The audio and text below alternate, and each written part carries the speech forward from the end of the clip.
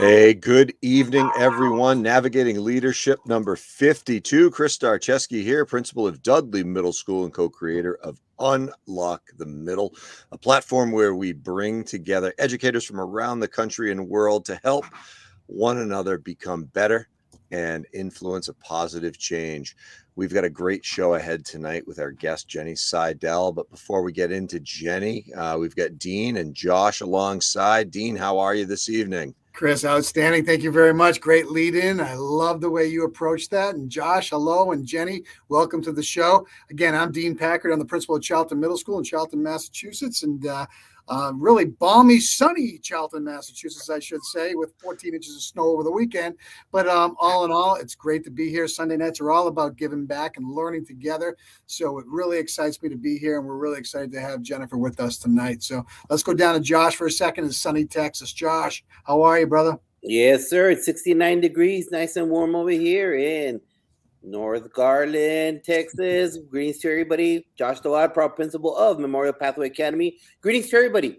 Please make sure that you like and share tonight's topic because it's important that we all share these ideas and grow closer together. Because you know what? I keep on saying it. I'll keep on repeating it. From Hawaii to Alaska to Maine to Florida, Puerto Rico, and Texas, we're all facing the same adversity. It doesn't matter where. It's the same disease, the same educational roadblocks. And with forums like this, getting feedback from each other, we can only grow stronger together. And so that's why we have this awesome guest. Jenny's going to help us out, bringing new tools to our tool chest. And without further ado, I present to you, Jen.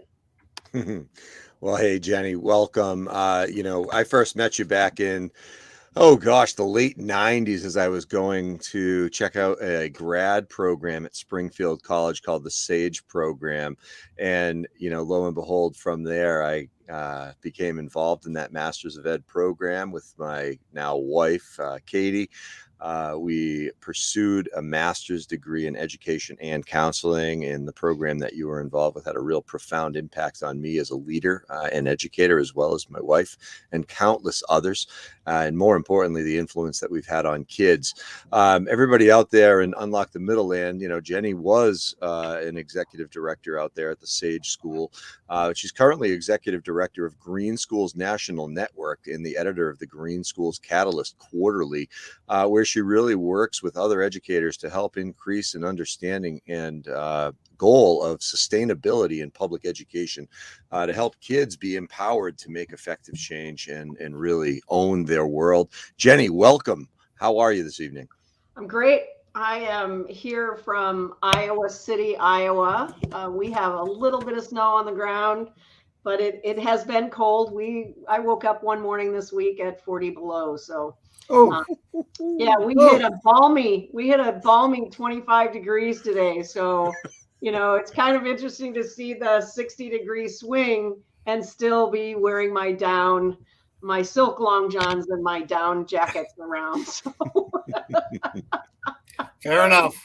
It's great to be here. I'm super excited to see you, Chris, and awesome to meet you both, Dean and Josh. So very excited about the book and excited about the work that I'm doing now at the Green Schools National Network. So before we even begin, tell us a little bit about your journey to how you got to where you're at today. So sure. Obviously, if you knew Chris, you were in Springfield, Massachusetts for a while. I was. Then obviously you've kind of transcended to another level. So let's hear a little bit about that before we get into the book. Well, I started my career as a phys ed teacher. I was an athlete. I was a young athlete. So back in the very early stages of Title IX, you can see I've got a little gray on top here. And so I started as an athlete, and my family were educators. And so my first degree was in phys ed. And then I had all of my science teaching licenses. So I taught science, I taught social studies, and I taught special ed. So I had a full array of licenses, and then worked for a few years in a residential treatment center with very high-risk kids, creating experiential opportunities for them to experience the world in a positive way and to see how they could turn their lives around by understanding how the world works, understanding who they are in the world. and then moved out to Massachusetts as a trailing spouse with my husband, my late husband, who was a chemist, and was excited to take on this project at Springfield College, which was an MED in education and counseling. We also opened a school for some of the highest risk kids in the public schools in Springfield, and really pushed to explore different ways of meeting the needs of kids. It wasn't just about teaching from a book. It was about leveraging the community that we lived in, leveraging their interests and their needs for skill sets for the future. And so from Springfield College, then I finished my PhD in environmental studies, and then was a school designer with Expeditionary Learning, which are EL outward bound back then, and now EL education, and did a lot of science education, probably helped open or transform 50 some schools when I was with Expeditionary Learning. But always the environment and connecting people with the outdoors was one of the threads in my life. Probably from growing up here in Iowa, rambling the fields and doing a lot of high adventure in my early career. So it seemed natural when I met the leaders of the Green Charter School Network to join their board of education. And then when we launched the first Green Schools National Conference, I even when I was on the board, I kept saying, this isn't just for charter school kids. This is every child should attend a healthy green school.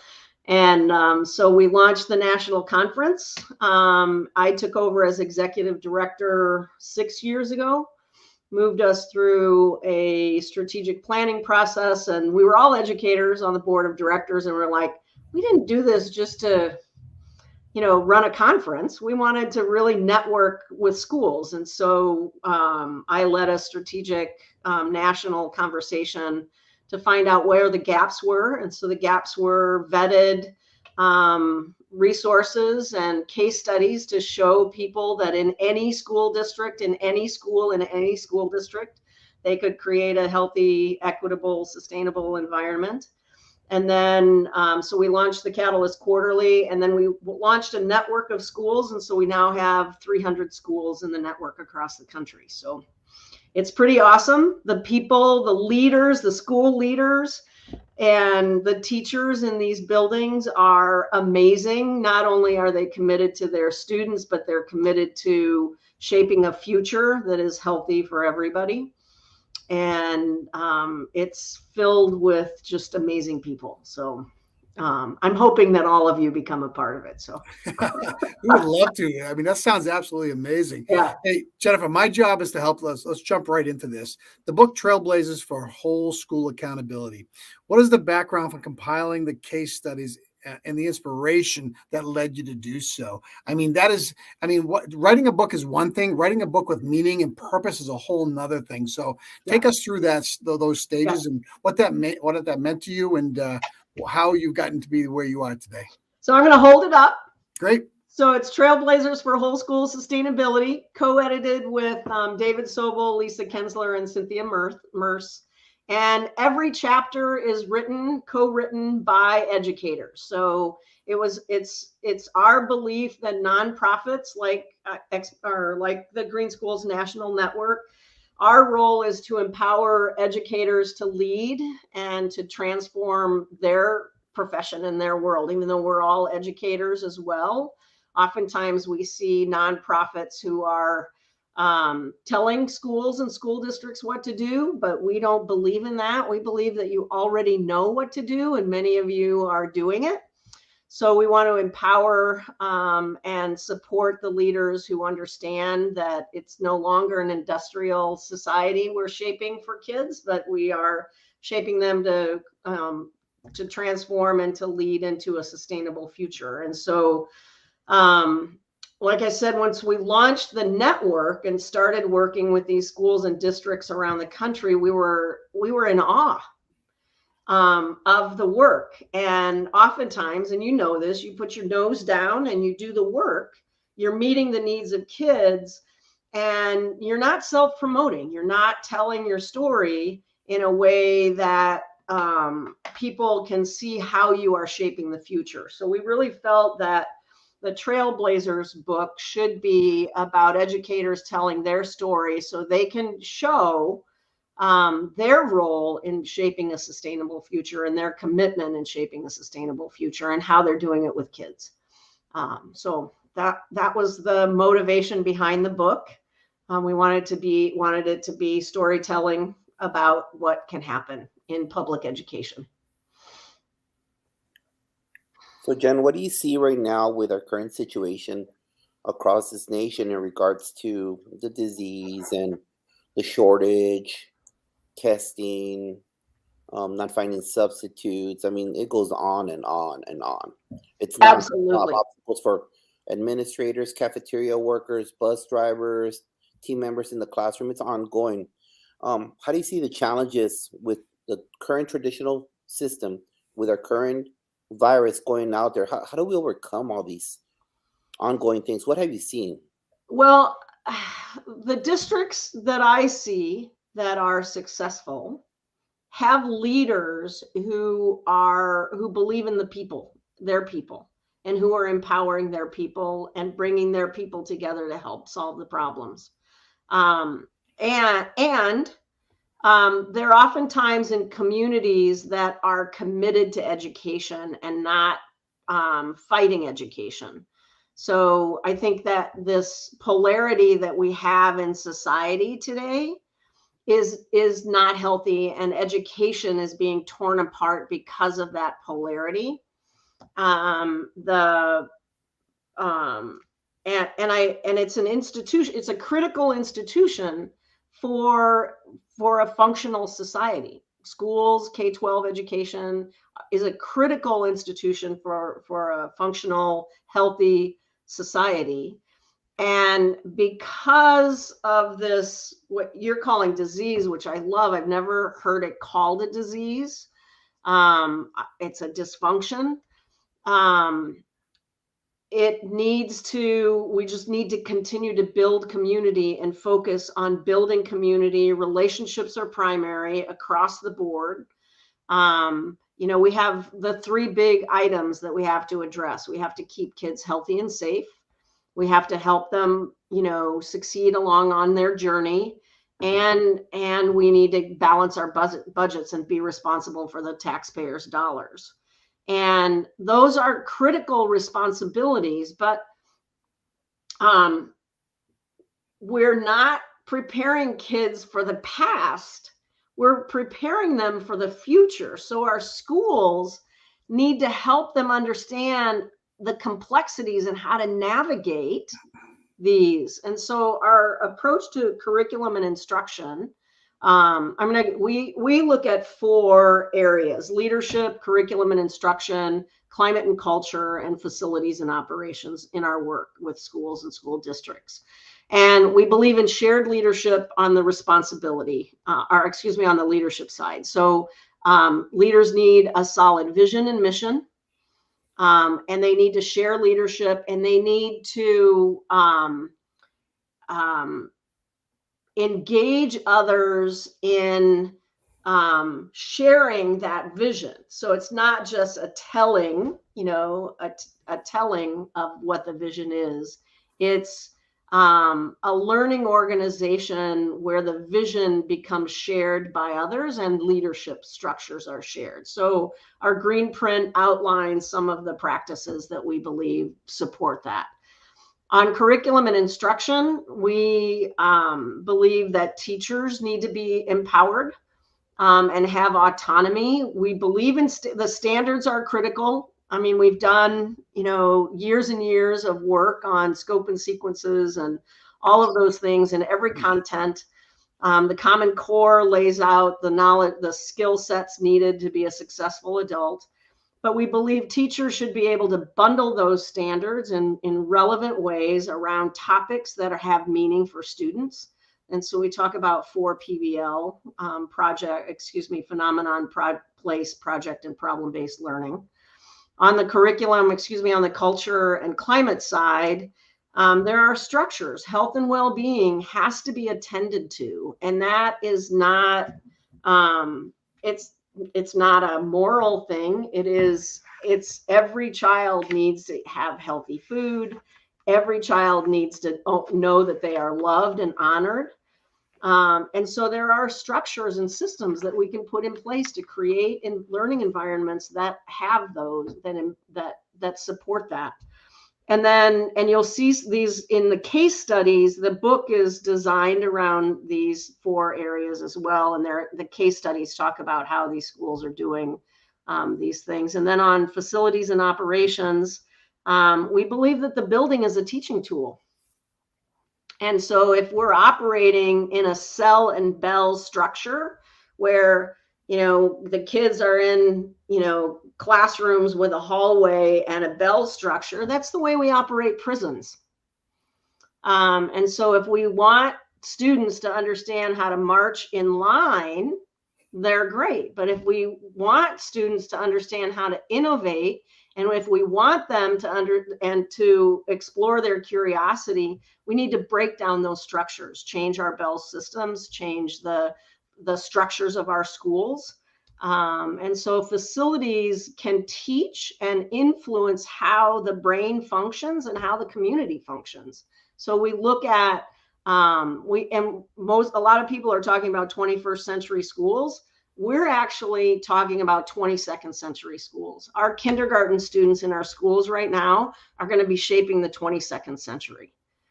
And we see what the issues are right now. We've got racial injustice. We have health inequities. We have climate change and, serious weather issues that are going to be continuing to impact. We have fires.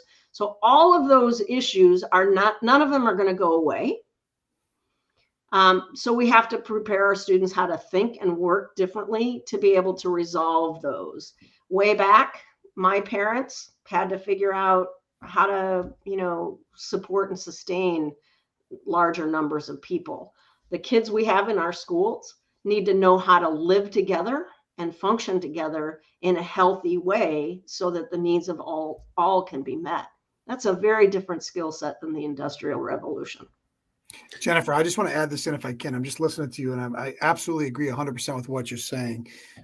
What are some of the biggest challenges you face as your ideology becomes new to a new school? I mean, obviously, because I know public education pretty well, and I think most of the people in public education know what they know pretty well. But continuous change is always difficult.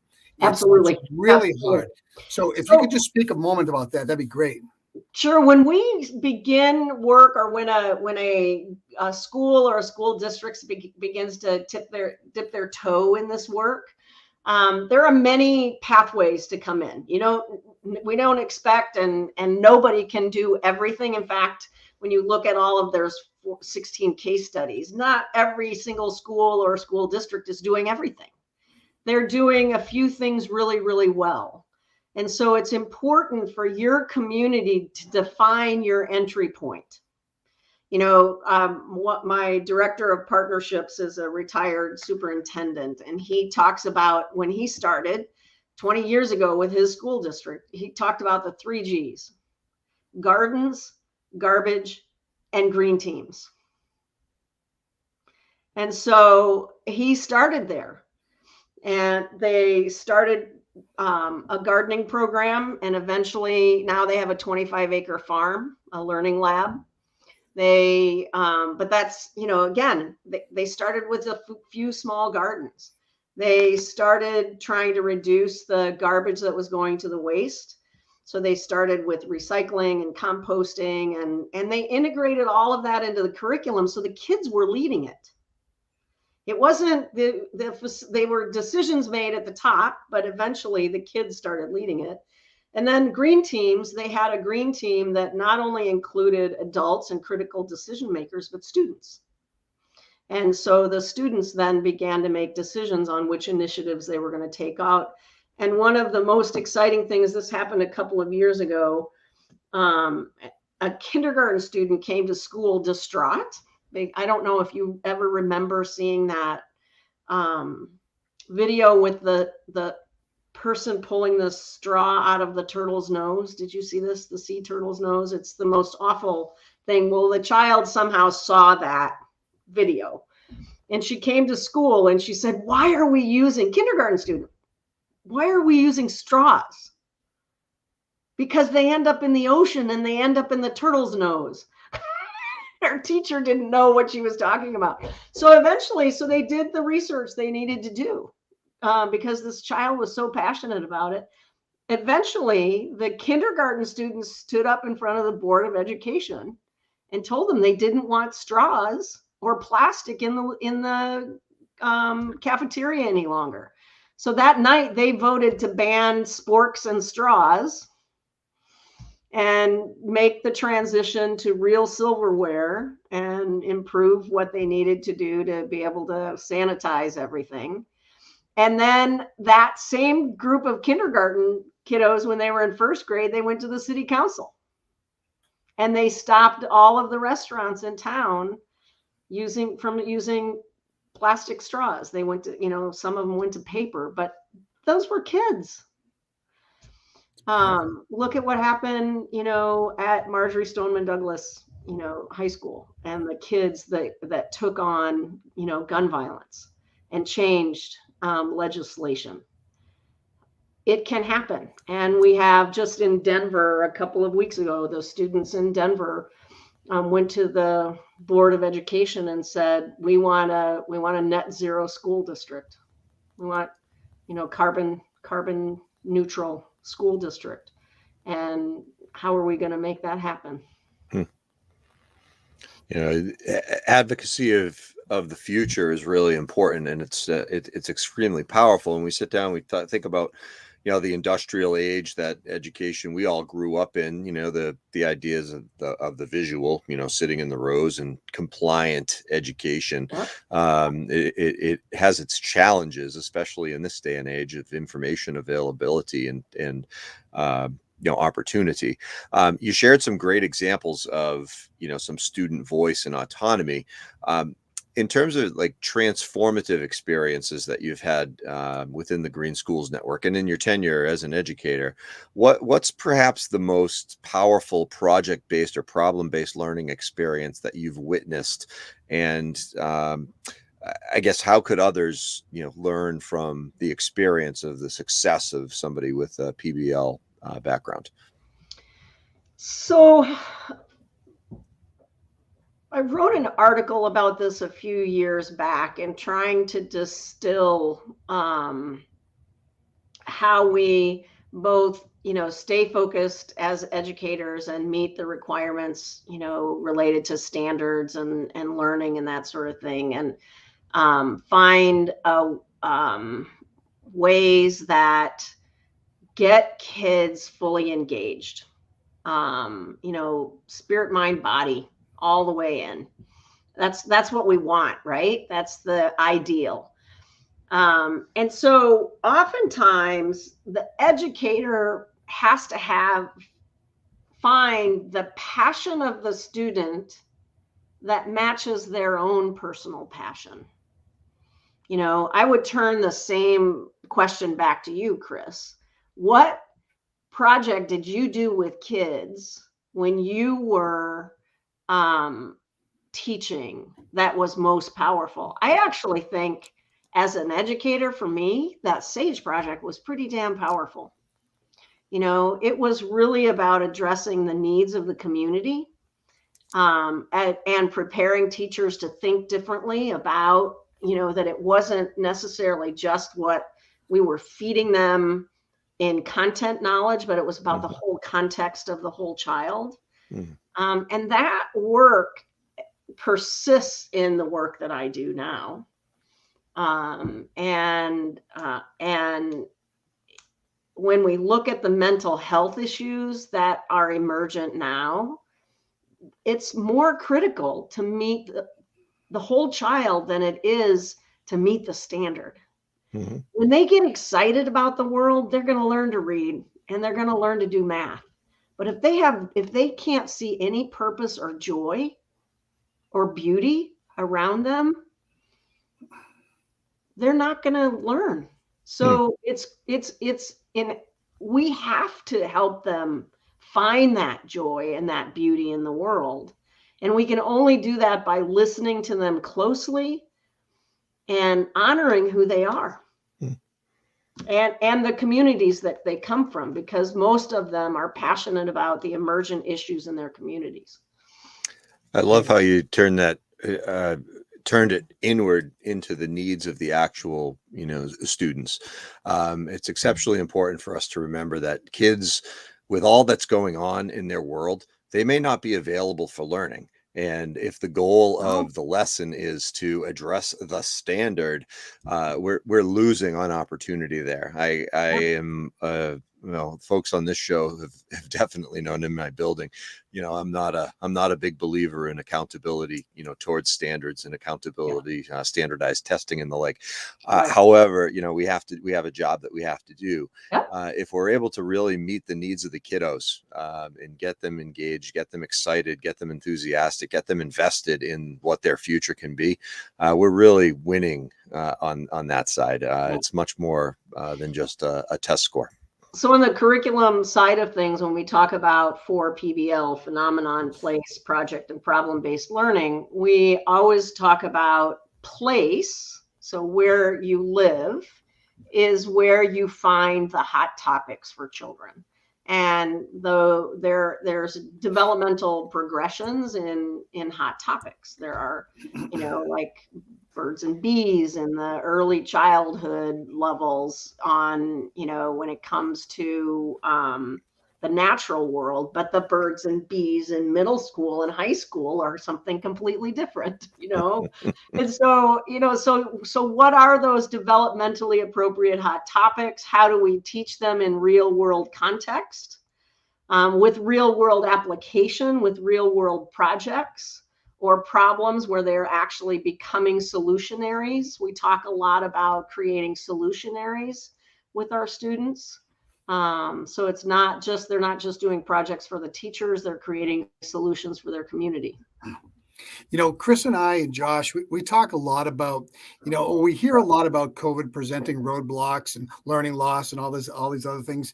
You know what? And I can't stop but think, and we all kind of agree with this. We're dreamers. We're thinking about tomorrow. We're thinking about what we can provide for our kids that's different than the norm. So coming out of this post-pandemic segment that we're in right now, let's talk about the future of our kids and what we're responsible for, not only as educators, but as leaders, as schools across the nation. Our job now is all about changing and all about embracing opportunity. So I'm going to back away for a second, Jennifer, and I'm going to let you take this, because this really excites me as a leader.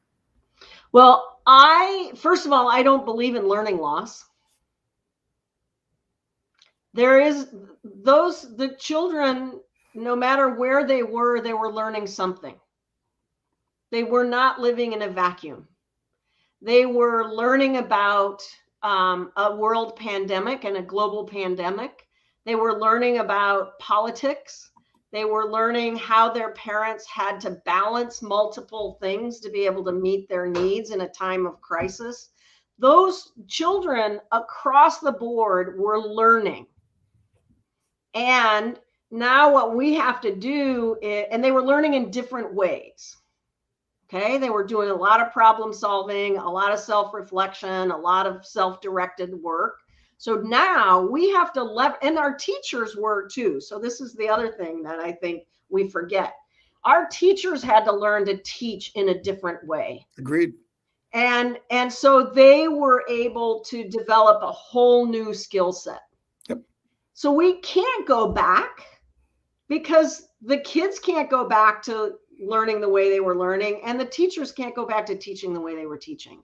And so how do we pull them all together to problem solve that, to meet that challenge that you're talking about, Dean? How do we do that together in building community? So if you sat with kids and asked them what were the things that were most important to them now and brainstormed, you would find out what's important to them.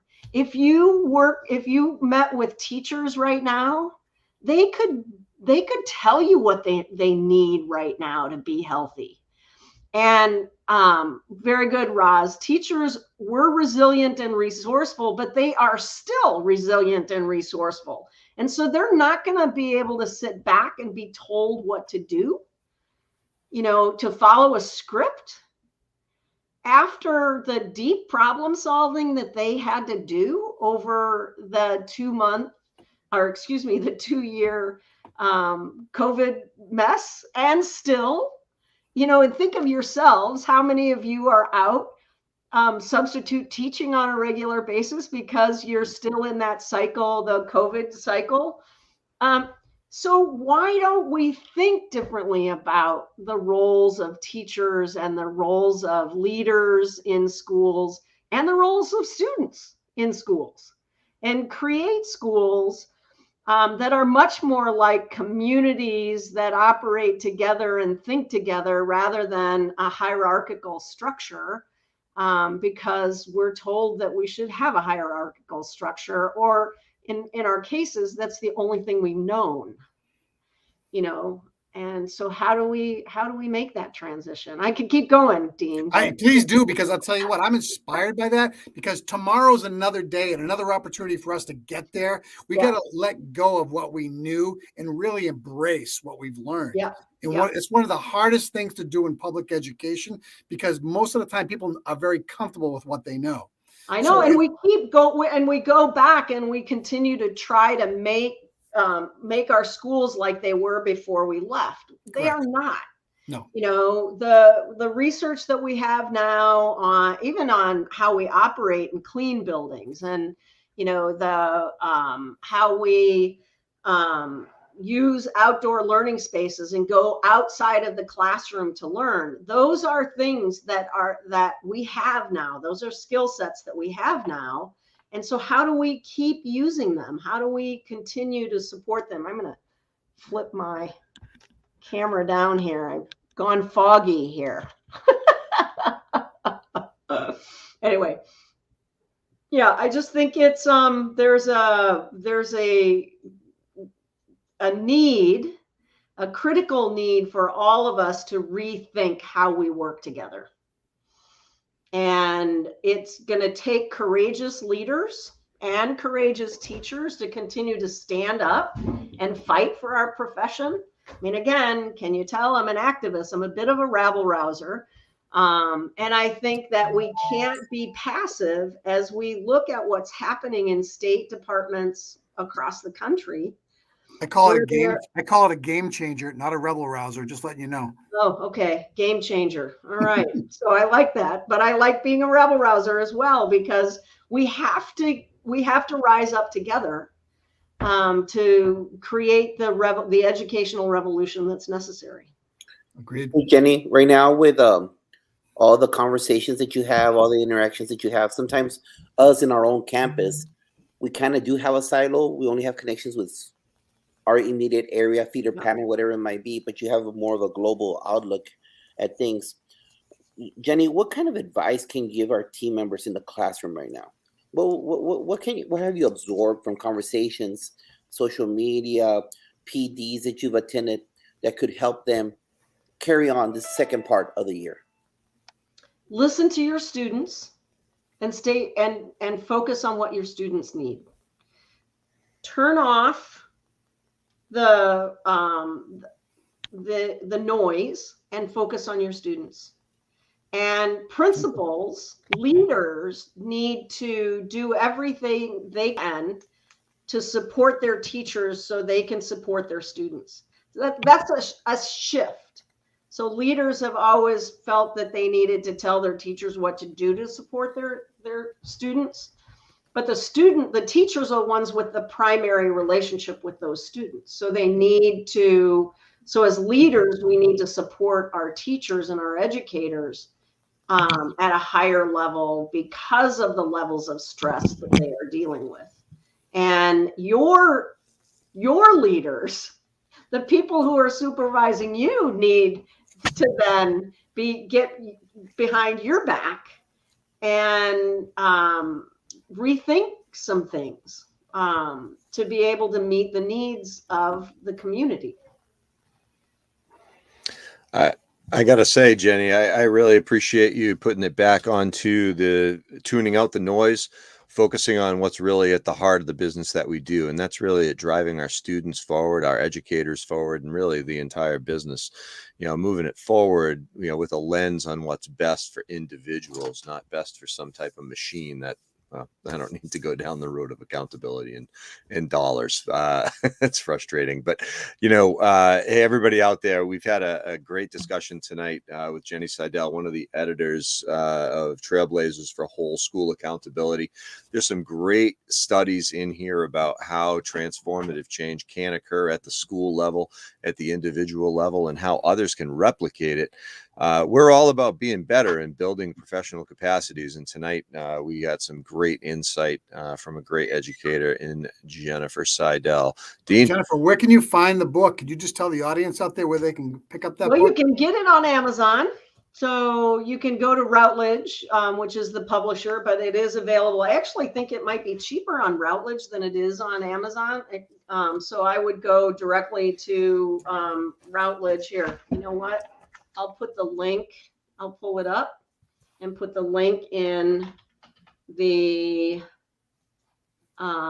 chat. Awesome. I also just put the link for the Catalyst Quarterly, the journal that we publish that is filled with case studies and stories. And if you look at the topics we've covered, our most recent was Sustainable Schools Begin and End with Equity. Safe, secure, and sustainable schools. So how do we do, sustainability? I'll share my screen. I don't know if please, if that's possible. Yes, it is. Share screen. Here we go. So these are all, it's a free journal. The Path Forward, Whole School Sustainability Matters in a COVID-19 World. So we had a special issue on COVID. The Wheels on the Bus, so rethinking transportation, creating the future, making a difference through civic engagement. This is really filled with some beautiful examples of project-based learning with kids engaging in their community. Food for thought, innovation in school food systems, just how can we return to whole foods and scratch cooking versus the prepackaged, scary stuff that we continue to feed students. Purposeful learning is the intersection of place-based, project-based, and problem-based learning. That's a really beautiful one. Again, cracking the cover, the school campus as a three-dimensional textbook. Climate literacy, educating with the future in mind. I mean, again, the journal is awesome. It goes on. So that's a great place. Our website also is filled. Our blogs are always focused on schools and what teachers are doing in schools. The Green Teacher Magazine is another, it's not our publication, but it's another great publication for teachers who want to see what else other people are doing. And the Green Print, which is, I'll put the link for the Green Print, which is kind of a framework. If you have, it's pretty complex and pretty dense.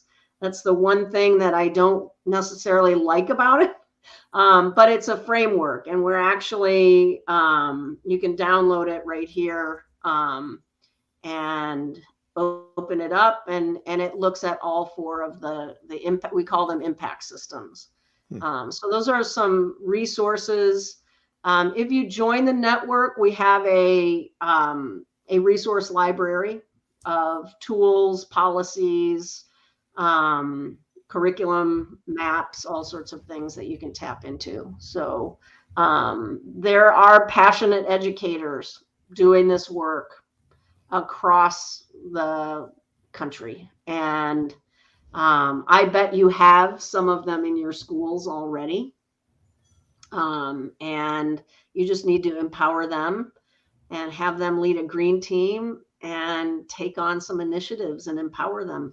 It's a great framework. It really is. And I think that if you embrace it, you'd see some amazing changes take place right in front of your eyes. We're in the Chris? midst of beginning to do the research and evaluation, the early stages. Like I said, we just launched the network in 5 years ago. So we have great impact stories, and the case studies are the beginning.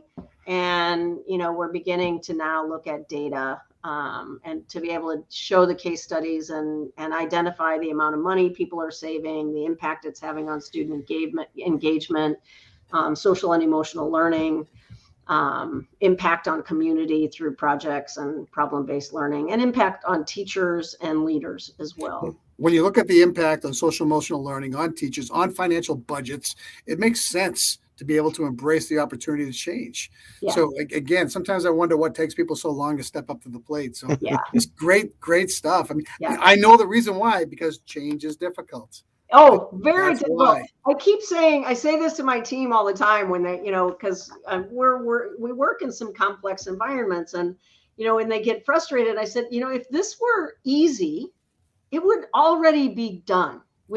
People would already be doing it. When I worked with expeditionary learning, which is just a school-based model, it was the same thing. If it was easy, it would have been done. When we did the SAGE MED and MED in education and counseling, it was the only one in the country at the time, because it's hard for a college or a university to commit to dual licensure programs, because it's hard. And so the things we need is where innovation needs to move, and innovation is hard. Very true. Easy stuff has already been done. Agreed. Hey, Jenny, you're definitely a mover and a shaker. You've got some really good visionary opportunities and abilities, and I know that I am better for having known you. I hope that Dean I take and Josh, our district. How can we get out here? without a doubt, heartbeat. Be there. Let me know. I'll show up. But plant some seeds. No pun intended. I'm coming to Austin in March. Austin is a hop, skip, and a jump from Dallas. That's Tova's country. Yeah, that's what I said. So, and then I lived in Massachusetts. I love coming back to Massachusetts. So. Well, hey, there's definitely an opportunity for further connections here based on tonight. We've got a great platform that really focuses on how we can improve as leaders and how we can help take our teams to the next level. And certainly tonight was undoubtedly a great opportunity to sit down and reflect on where we've been, where we want to go, and potentially how we could get there. Well, hey, everybody, we're just about out of time. Jenny, stay on the line here with us so we can wrap up. But be well, everybody. Enjoy your week ahead. Dean, last word. Thursday night. Don't forget. Okay. Red Josh, Zone. What do we have Thursday night? What do we do Thursdays? Red Zone, number 3. Red Zone, Leadership 101. What's going on in your school today, and how can we become better? Is that correct, Josh? Yes, sir. We're ready to score that touchdown on Thursday as we reflect together, working together as a team, going in for the dive on the 1 touchdown. 2-minute drill, baby. I love it. I love it. All great stuff. Great. Hey, everybody, be well, be strong, keep on chugging, and have fun while we're doing it. Take care.